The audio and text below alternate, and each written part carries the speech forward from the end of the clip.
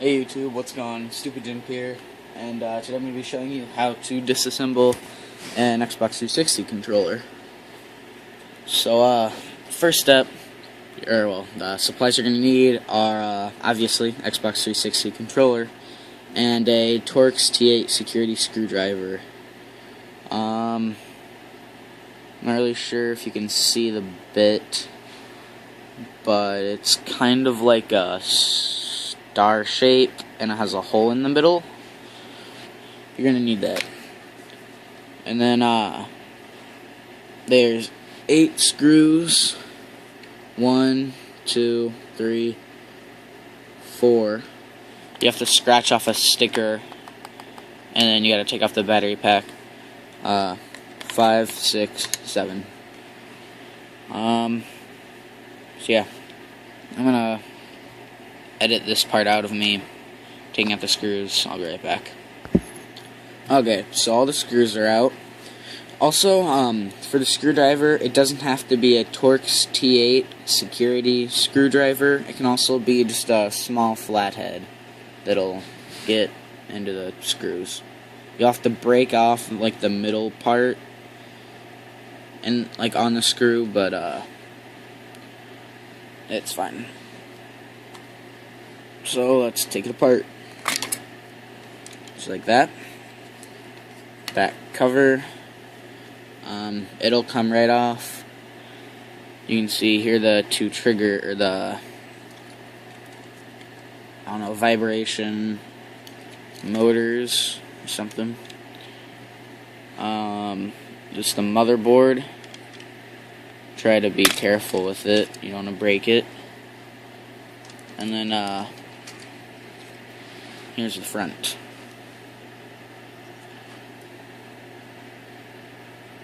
Oh. While I'm here, I might as well show you guys something cool. You can put everything back on, except the top cover. Oh, and this is gonna be cool. Just wait. I'll be right back. Alright, and this is what I wanted to show you.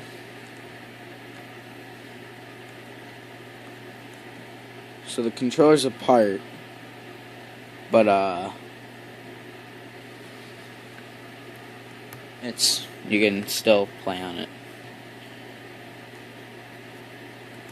It's kind of weird. I've never done this before. Done something like it, but nothing completely. And you just take that off, or take the battery pack off. That's pretty much it. Try to be careful while taking the controller apart, because the buttons will fall right out if you don't. So yeah, now for the reassembly, I would start off with the top, like the top part of the controller is facing down so the buttons don't fall off. It's a lot easier.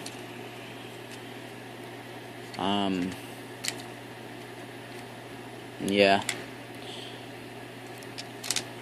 When you're putting it back together, you gotta make sure the bumpers are on. And then it should kind of click into place. And if it doesn't, there's something wrong. Like mine. The bumper was kind of off, and then the home button was also kind of off. Oh, don't forget about this. Put these pads back on, or whatever they're called.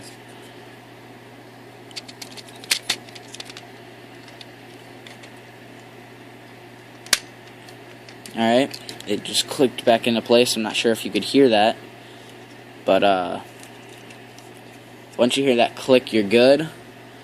Still try to be careful. And when you put the triggers back on, just do that. And then just little things right here. They line up with the back of the controller, like in there.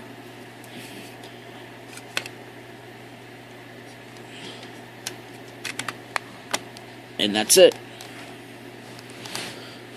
So if you thought that this was helpful, leave a like. If you like my content, you should subscribe.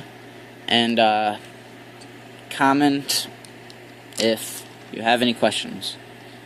Alright, thanks for watching. Peace.